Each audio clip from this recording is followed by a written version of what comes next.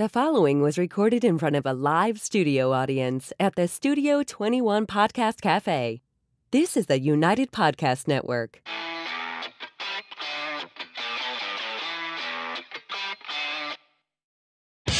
Welcome to Tell Us Why, a podcast for the financial freedom community.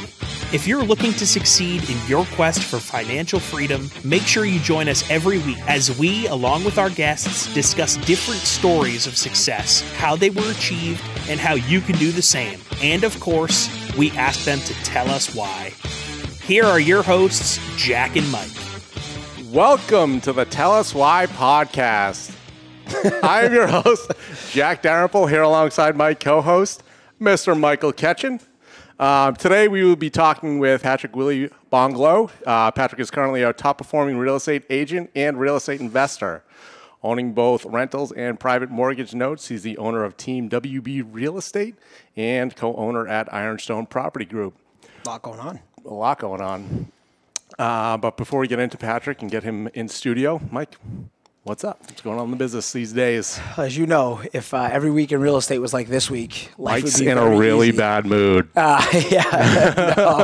Well, today it's after tomorrow. So Monday, as you know, we put 2 new properties under contract and closed on a property, which is great. And then today we're having issues with some local code enforcement and inspectors. So the highs are high, the lows are low, but here we are, and it is what it is. What do you got going on? Oh, you know, the joys of real estate. Okay. Dealing with trash. Oh, What? trash removal. Trash. Yes. So apparently a couple of transfer stations, is that what they're called? Dumps? Yeah. Closed in my area. And now the trash collectors for 2 of my apartments, they basically use the same one because it's close enough. They're unable to drop off the trash unless they leave at like 9 in the morning. So they're picking up about a third of their routes.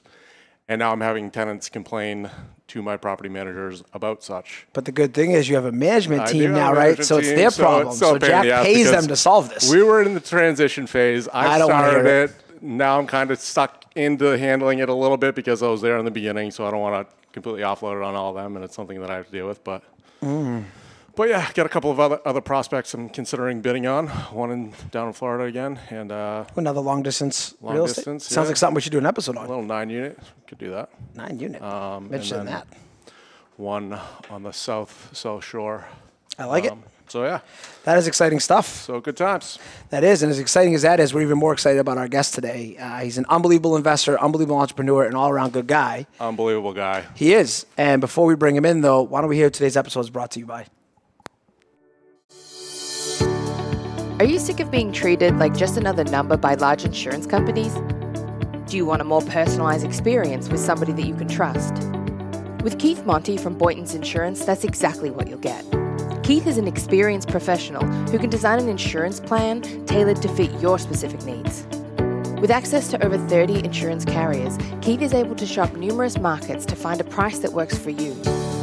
So if you want an insurance agent that you can rely on and one that has your best interests at heart, then call or text Keith today on 978-241-2363. That's 978-241-2363. Keith Monty. He'll get you covered. All right, so Patrick is here in studio. Like I said, Patrick is currently a top-performing real estate agent and real estate investor. Owns both rentals and private mortgage notes. I think his company is Team WB Real Estate. It's a resource for everything real estate and home-related in Mass and New Hampshire. He and his wife, Stephanie, can show you any home available on their site, regardless of who has his home listed. What else we got? And they work with off-market properties and investors. As someone who's used their service personally, I can tell you that. It's been a very good buying experience. We've done a lot of business together. Yes, sir. So it's been very good stuff. Thank you for being here. Oh, great to be here. Thank you guys for having me. To the Tell Us Why podcast. Yes, thank you. Thank you. This is awesome. This is I like awesome. it. I I can't like wait. I can't wait to talk about all the stuff. So why don't you tell our listeners where your business is at today and what you got going on a daily basis? I know you have nothing important going on at home. You just have a child or anything like that. There's not a 4-month-old at home. Yeah, so I know. don't worry Nice about and that. easy. Not Yeah. a little human being I'm taking care of. Yeah, I'm responsible no big for deal. these days. No big maybe deal. that why we're going to get into changed a little bit recently. That's right. That's right. No, this is my business is doing very well. You know, like I said, the addition of of my daughter, the little human, it actually just like spiked the motivation to go out there and continue to do what I do best. Yeah. The wife is doing great. She's the brains behind the operation. So Beauty, you know, but no big deal. yeah, no, yeah, you know, yeah. So we're just always working on or our systems that we have in place, tightening it up, which would allow us to go out there and get more business in and stuff. So it's and I think that kind of leads to the first thing I kind of want to get into is you just mentioned the systems. To give everyone something at home that I think is very impressive that's different about Patrick compared to other guests is not only is he an investor and entrepreneur, he's also an active real estate agent who lives within that confine. And you've now been a top producing agent for a few consecutive, I don't know if they do it quarterly, monthly, yearly, but you're in one of the bigger firms in the New England area. And can you touch on that a little bit? Because you decided to allude to systems. What does that really look like? What kind of day-to-day does that look like having to adjust to having a new child at home? Because you guys haven't skipped a beat. It's been very impressive to observe. What does that look like day-to-day? Yeah, like I said, it's just all about setting up your day. I mean, we knew, think about it from pregnancy, right? Yep. We knew at some point she's going to come. So we have to be ready for this, right? You know? That's how it works? Yeah. You know, then she came, then they don't give you a manual when you leave the hospital. You drive away. Hospital. What do we do now? We went in pregnant, came in now with a third team member, we call her. And it's like, okay, well, now it's game time, you know? But no, I think every day it's really, it's just, so in the morning, even though we're married, you know, Stephanie and I, we still have meetings, right? We have, I'm a husband, I'm a father, but we're business partners. So we once we're in a business meeting, it's me and her. I mean, I can tell you, we've actually even done transactions where, and this is before when she was really active in it, where she was listing a property, and I had a buyer for that property, and I have to negotiate with my wife. Oh no, this is not Patrick, the husband. And we have to work here. Yep. So it's gotten to that point. You know, that's amazing. I don't know if that's a good thing or a bad thing, but I mean, we've done that much business where it came to that, right? Yep. So, but we dealt with it, and no, I think. It's just how every household is different. Every business, every person that has, a partner and they're in business together, right? So for us, we knew once our daughter gets here, what's going to look like for us in our household is different from the next person that has a kid or kids. Gotcha. Right? So there's no one blueprint, I feel like, for this thing. I think that's the best way to put it. And that leads to, you're the first guest we get to ask this question to in real time, and I kind of want to frame it in such a way where everyone can relate to it, where we ask a lot. The show is Tell Us Why. Our why is our motivation. Yeah. So right away, your why, I'm assuming, has shifted through the lens of now, what is it mentally like to be an entrepreneur, if you don't complete transactions, you don't make business, you don't get paid. Right. You now have a third mouth to feed who doesn't get any say in the equation. How has that impacted you? What is your why like today, and how are you working into that? This is such a good question. Like I said, man, it's like I always said I pray that I don't have to be responsible for another human being until I have certain things, certain goals met, certain financial goals, certain place of, whatever echelon you want to be in life, right? So I did the same thing. This why, legit, yeah. Look at this. That's interesting. We got to talk great about minds. that. Yeah, all right, we'll smoke a cigar. Get into that. There it is. Yeah. So yeah, like you said, Mike, my why. If you asked me this last year at some point before the baby came, it was like, okay, it's because I want to hit this financial goal, or because I want this. But dude, I'm in charge. I raise my daughter just the way I want to raise her. And so, we do know financial, if you're financially comfortable or whatever you want to call it, right?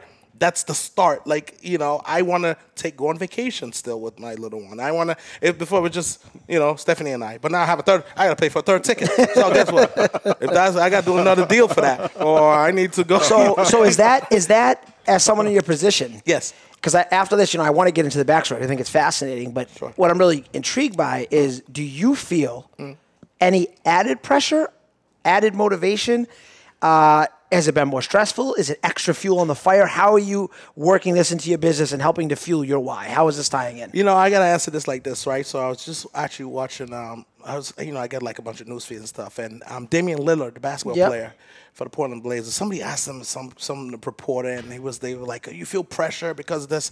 He says, "Pressure? It's no pressure." He's like, "Pressure is that man that cannot find his next meal." Pressure is, what he was saying is he's playing a sport, right? And he gets to go out there and he plays and he's doing what he loves to do and he's making millions of dollars, right? It's like pressure. He goes, no, this is I'm doing this. I have fun doing what I do. I don't want to even associate with the word pressure because I have no pressure to try. I know where my next meals come from. That homeless guy doesn't know what his next meal or his next food, his next shelter or whatever. Like there's so many other problems that guy has. Yep. So I embrace stress and problems in a way. I've learned, like coming up in the world, growing up, we all probably were scared at some point. If you get some kind of, you guys in real estate, right? I think something happens in between when you're an entrepreneur, where you're dealing with so much stuff, you're dealing with so much craziness and nonsense, I call it, that you become hardened at some point. For everyone that's different, at this point where you become concrete in the mind, and you go, well, I can handle anything now. And you talk about somebody who my background is being in the Marine Corps, right? So you can't break me mentally anymore. I feel like personally, I tell people this: you can break my leg, break my arm. Mentally, you cannot, because I have my own principles that I've set as a man. Wow, all right, as a husband, as a father, as a this and that. So when I'm talking, when I go about my day, like I said, if you meet me and you don't like me, you ain't never gonna like me because I'm not gonna change. Has that ever happened? I actually can't recall if that has. That's the thing. Well, my friends tell me this. I'm very likable. And I tell them, well, I don't know why. I was talking with Chrissy beforehand, the producer. Yeah. There's cop. Sorry, Mike.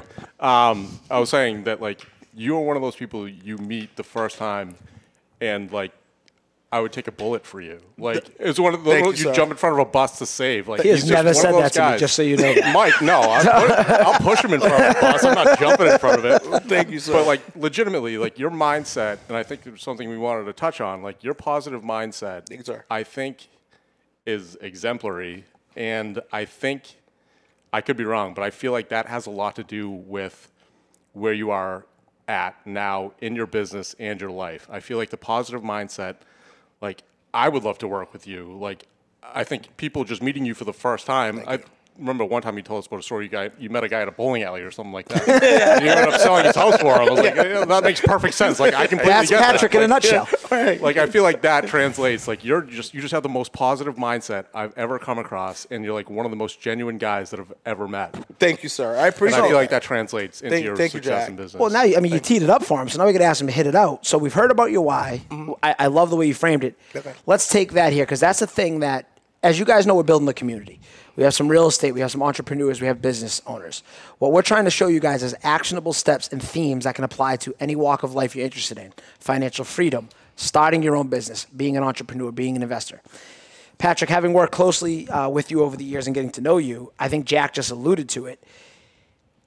I think the thing that you can give the community out there is your power of positive thinking. How do you recommend hardening that? How does that tie into past experiences, and how does that manifest every day in your business? Good. So I think it starts with my understanding of gratitude, right? Okay. So gratitude. Expand on that. Yeah. So I don't need a reason to wake up every morning, right? Because I've done a lot of different things. For being as young as I am, people say I've done a lot of different things. I've traveled the globe. I've lived in third world countries, really lived there years, not just a vacation, right? And when you get to see how people are living globally in different parts of the world, you understand too why America is the greatest country on the planet too. I don't care. We deal with nonsense with all the racial craziness and all the injustices and every country probably deals with stuff like that to some level. All right, I feel like the freedom we have in this country to do what you want to do and when you want to do it and have the opportunity. The key word is opportunity, right? was talking to a friend the other day where I said, you know what? I know some of the hardest working people in like third world countries, but they don't have opportunity. They don't have access to go work multiple jobs or do whatever to feed their families. Start a business, right? like that. Those people kill to come to like the United States to come so they can have that, so they can just work. They would put them to work. And even in this country, people will tell you, people like, I was in the healthcare field for a while. And a lot of people from, specifically, I can speak on the African community, a lot of people are in healthcare, right? And there's a couple of reasons why I think that's the case. I think a lot of people from those countries, one, there's so many hours available in that field where people can, if you're a nurse, if you're a counselor, if you're anything, working in a group home, they have a lot of hours available for people to work. And ultimately, all you're doing in those places is taking care of people. If you're in the medical field, perspective. the healthcare field, and those people in those third world countries coming in, it's natural for us to take care of each other in a third world country. Right? So you think that's benefited directly, that your experiences have kind of molded this mindset? Yes. That, you know, because I like to joke with you all the time. I say, everyone's your friend. Yes. I give you a hard time about it all the time. Everyone's Patrick's friend. I love everybody. I tell you that. Until you prove me wrong, I love everybody. Yes, and that right there, you know, to go back and listen to that a few times when you listen to this episode, is your experiences have molded you. And instead of being bitter about it, instead of focusing on things you can't control, if I'm hearing you correctly, that's springboarding into what you can control, looking at every day like an opportunity, and then you control your fate. That's the opportunity you're given here for a business and investor. Is that what you're getting Absolutely, Mike. If I get up tomorrow and I'm broke, it's my fault because I didn't go Total out there accountability. Absolutely. Like, it's my fault. You're never going to hear me complain.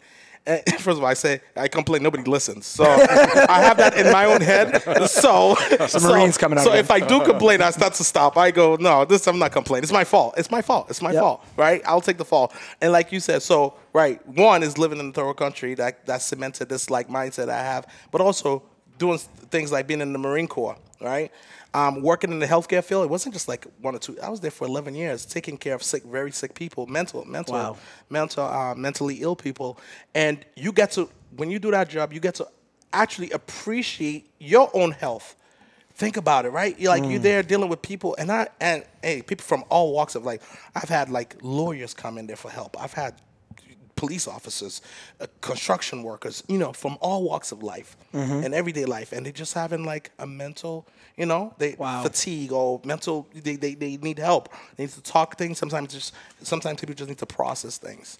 They're so stressed with life, everyday things happening, family problems, drinking problems. So there's, I got to learn, I got to see, and I got to appreciate more of my health. I'm like, some days I feel sluggish and bad. I'm like, no, but there's this guy. He's struggling way more than I am. So those things all put together, Mike, it just causes me at this point to have such an appreciation for life, for my friends. Because, my friends, I make it awkward how much I tell them I love them.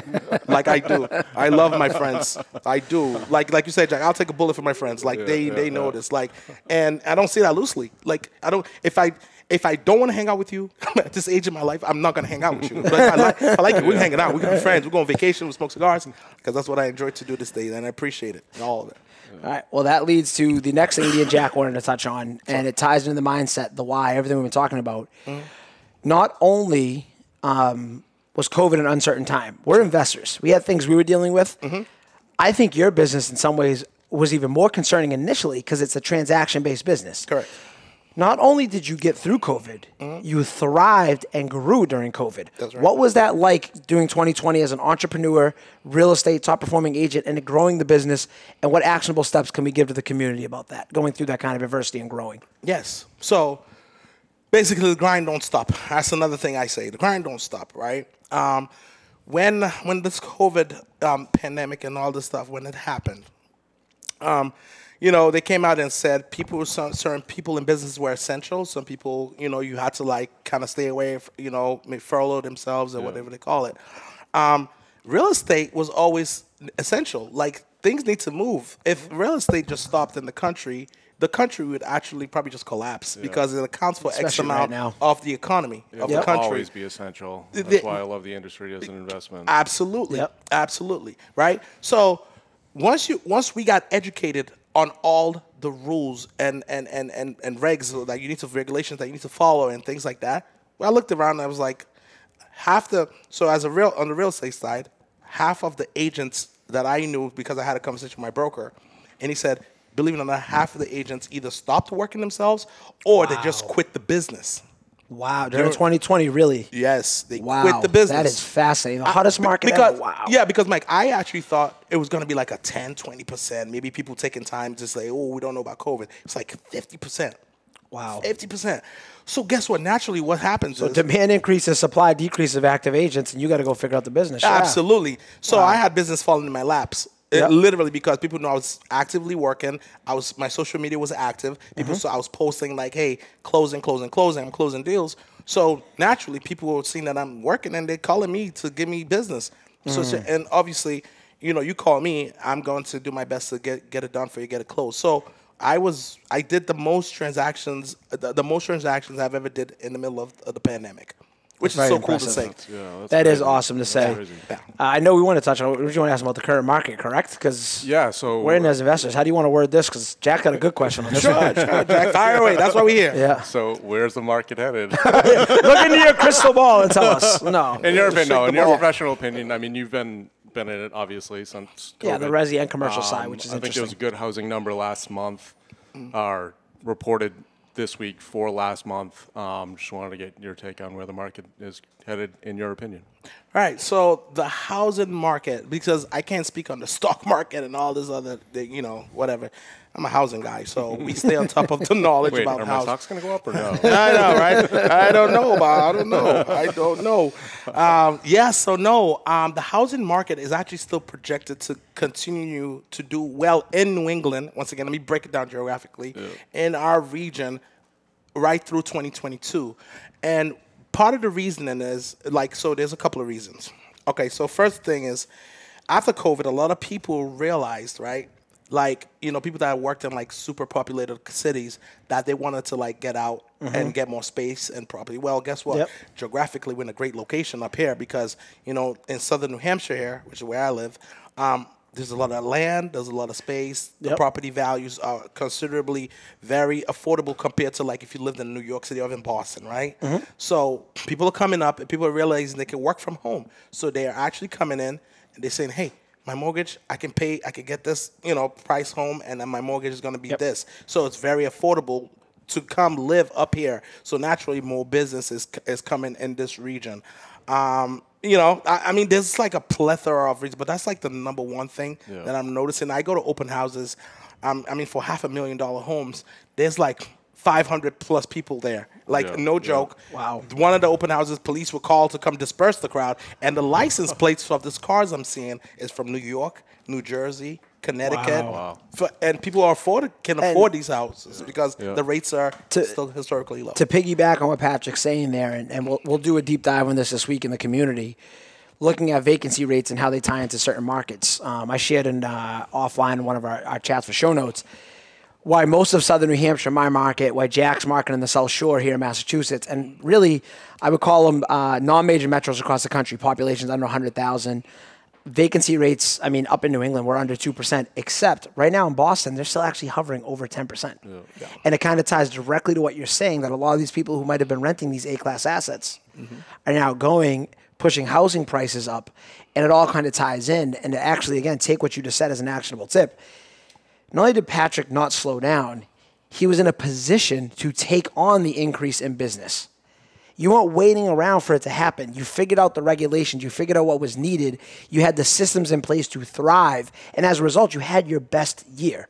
That's the point I really want to emphasize. We talk about all the time. Hope is not a fucking plan. No. Hope is not a plan. No, I like that. They were prepared. They had the systems, and they got after it. And as a result, you're bearing the labors of your fruit. Steph's been able to still be active, but fortunately spent some time with their beautiful baby girl. Meanwhile, the business is still continuing to grow.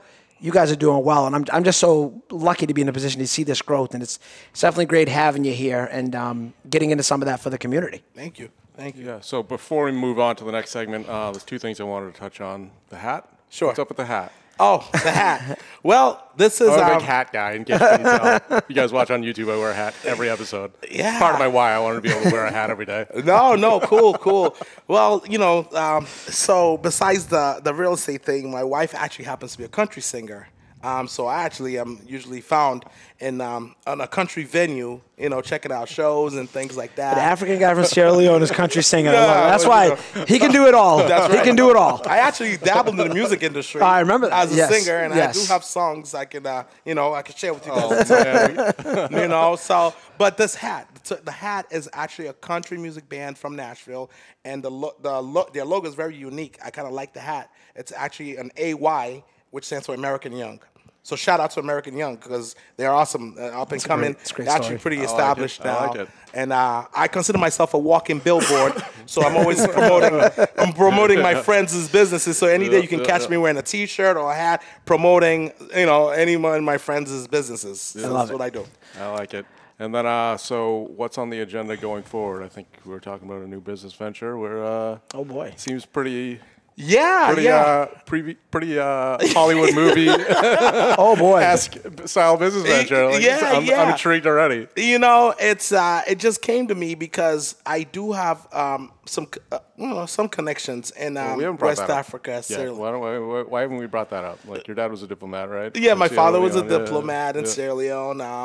Very prominent.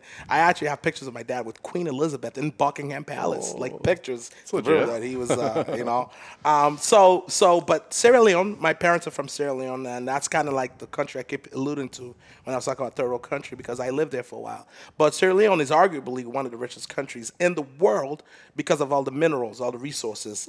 So that being said, naturally, through my networking and things, I am actually starting to explore the diamond business. Oh, get out of here. Getting my hands, yes. Why not? I feel like, once you do real estate, I found has a way, as you know, Mike, to open in all kinds of doors. Networks and opportunities. Opportunity. Once again, I have opportunity. I'm not wasting it. I have to make sure I at least open the door, peep in there, be like, this ain't for me. Close that door, open another one. All right, babe, I like this. So like I said, it's those countries. You just have to find a way to navigate it. Sierra Leone they're coming up as far as getting systems in place, the government, they want to do things right. So, you just have to get licensed in and do it the right way. There's a right way to do things, So I'm exploring it. That's right interesting. now. Yeah. I want to say to piggyback on that though, back to systems. He just said one of my favorite MJ DeMarco quotes. You have to be monogamous before you can be polyamorous when it comes to business. That's right. And the way you look at that is your primary focus is your real estate brokerage, your real estate agent. You've now got that with agents that are working under you. You've got your transaction coordinators. You've got your system. So what that does as an entrepreneur, as a business owner, is that frees you up because you have that mainstream of income coming that it allows you to take risk and look at other opportunities to diversify and get multiple streams of income coming in. The mistake often a lot of entrepreneurs will make is they'll start trying to split themselves too thin. They'll start trying to do too much. And then instead of getting great at one thing, they become mediocre at a lot of things. Yes. Patrick is an established top producing agent.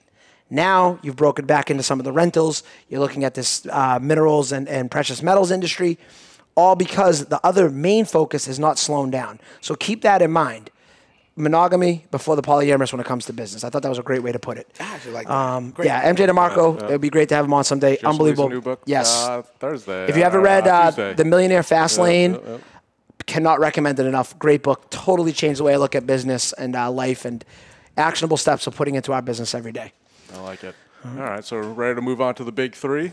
Oh, he's going to the hot seat now. Yeah, I know. Right. Hot It is. seat. No, these are the three questions we ask every guest. Okay. I'll kick it off with a college question. So, in your opinion, is college worth it? Wow. Okay, let it ring in my head for a second, right? All right. So $250,000 in debt. Yeah. And, no. Hey, don't lead him. That's leading the guest. Yeah. Good. Okay. So let me answer it like this. So for me personally, when I look back now, no, it's not worth it. Okay. I did go to college for like a year or so. And then I just remember sitting in there. It was like almost torture trying to go through the classes and eventually just like, just kind of dropping out. Let's use the word drop out. Not quit. Quit is different. I think it's a realization you come in when I was sitting there and I felt like my life was just wasting away because as an entrepreneur, Absolutely. right, as an entrepreneur, Mike, as you can attest, I didn't know you're a friend of mine too, so the mind's always going. You're thinking of ideas, very creative ideas, and you feel a certain restraint if you're not allowed to just go out there and do what you do best, right? Yep. Especially you, Mike, So for me, personally, no. I think, and I've had time to reflect on this question because it was asked to me a while ago too. It depends on your craft, okay? So obviously, if you're gonna go if your dream and your love and your passion, you want to be a doctor, go to college. I think they teach people in there how to be doctors and things. Thank God for that, because when I get sick, I'm running to my doctor. He's done 20 years of college, so thank you, okay? So I think the breakdown is, I think where is that stage where you, as the individual, know you either want to be an entrepreneur or get into a craft where you need that college education? Because I'm not going to sit here and badmouth the college at this point. Well, to your point, and I may cut you off, but you just hit the nail on the head a lot of people have alluded to. Part of that question, I'm also thinking, but we've now asked a lot of people, the reason we bring it up is it's also the mindset of an 18-year-old having to answer the question. You're, as you mentioned earlier, yes, you were born here, but you also went back to Africa and came back. You're the oldest one in your family. Dad's a diplomat, education is important, but through in Africa, a lens from another country. Here, you're the first in your family to go to United States college. Yes. And you're being asked to make this decision as an 18-year-old. And I think that frames it so differently. And that's what you said. I want to clarify. You hit the nail on the head. I never thought of it that way. It's not quit. You chose not to finish because if you're not getting good return on your own time and it doesn't feel right, and obviously it's worked out, I'm going to be better served over here. Absolutely. You know what I mean? Absolutely. And the thing is, it's almost like I actually needed to get the experience to really eliminate that thinking, because if I hadn't just attended college, then I probably didn't give it a shot at least, and I can't speak on that right now, but I can speak on it because I gave it a shot. Went through it. I went through it. It was torturous. Yep. Oh yeah. Because doing what I do now, we know like I can get education from all different sorts. It doesn't have to be in a college, learning certain criteria that they spell out for me. Because like I said, how can somebody tell me what I need? That's what happened, actually. I get to college, they propose what I should do versus like chemistry and art history understanding a man and saying, okay, this is what you should be. Like, this is what I think you should do. They just put it on me, in front of me. So, it's just... So personally, no. And some people may need it for their job in life. All right, That's cool. my answer. I like it. That's a great answer. Okay. Which, perfect segue into the next one. What piece of actionable advice would you give your 18-year-old self if you could go back and talk to your 18-year-old self? I would say go for it. Meaning so I'm from a culture where a lot of things, they actually spell out and map out your life or your family, your parents. Oh, really? Yeah, okay. they want you to be the little lawyer of the family. They want you to be the doctor of the family. They want and it's not just even in the African culture. I think a lot of people in different households are actually experiencing that. I have friends who spoke to is the parents are imposing what maybe they wanted to do in life, they never got to do, or what they think the kids should do.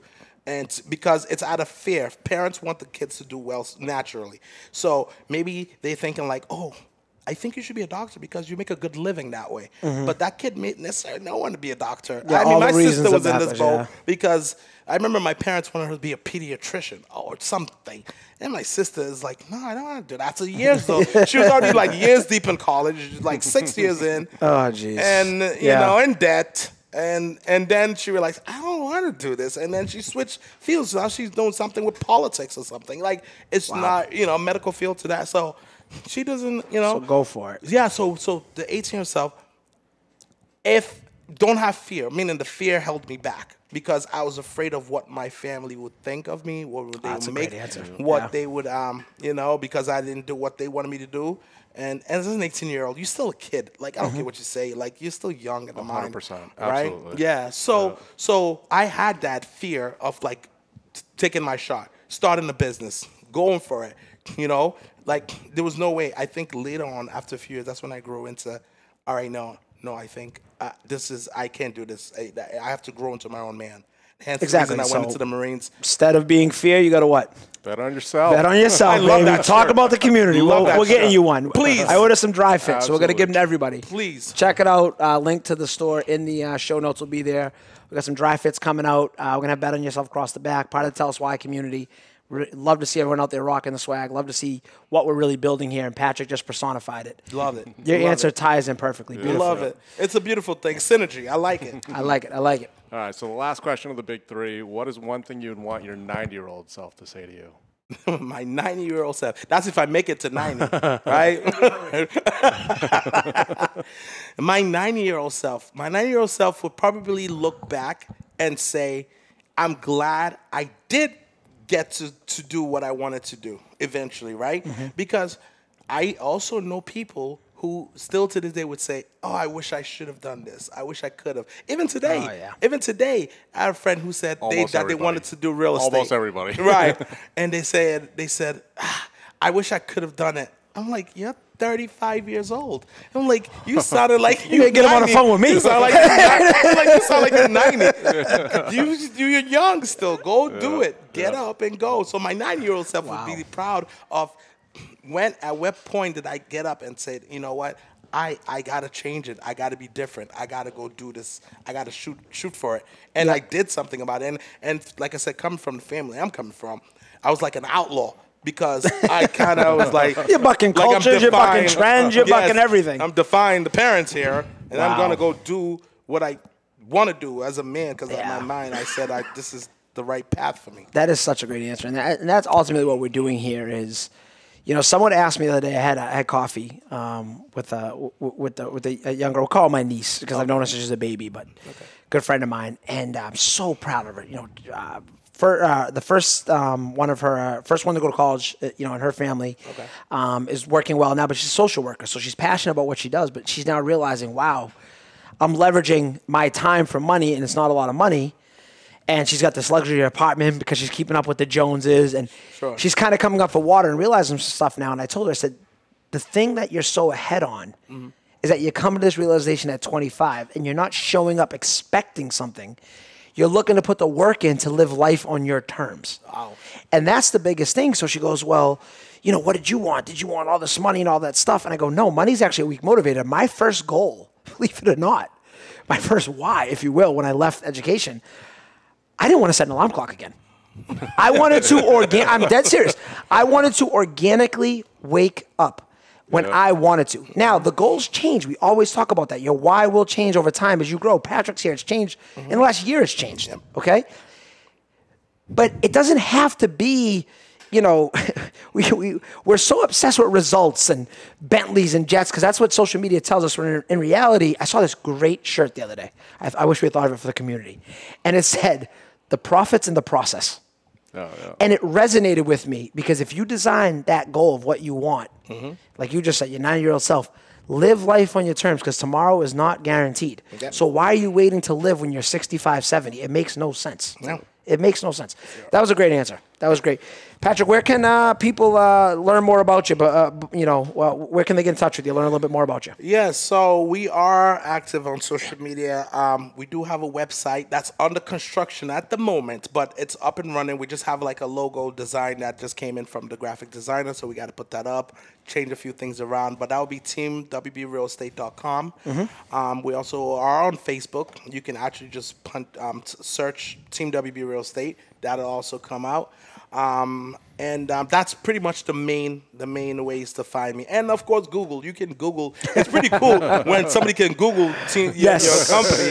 Yes, you can come up or the name. That was a dream of mine. I will tell you too. He is very active on Facebook. So another thing, if you have any questions around buying your first home, buying your investment property, selling a property for a family member, Patrick is part of the Tell Us Why podcast community on Facebook that we're building. You can go on there right now and ask a question that Patrick, I'm sure, is a favorite of the community. You'll be more than happy to jump on and address. Yes, sir. Maybe even work with you. Absolutely. And do you have any parting words for the people before we get you out of here? I love them.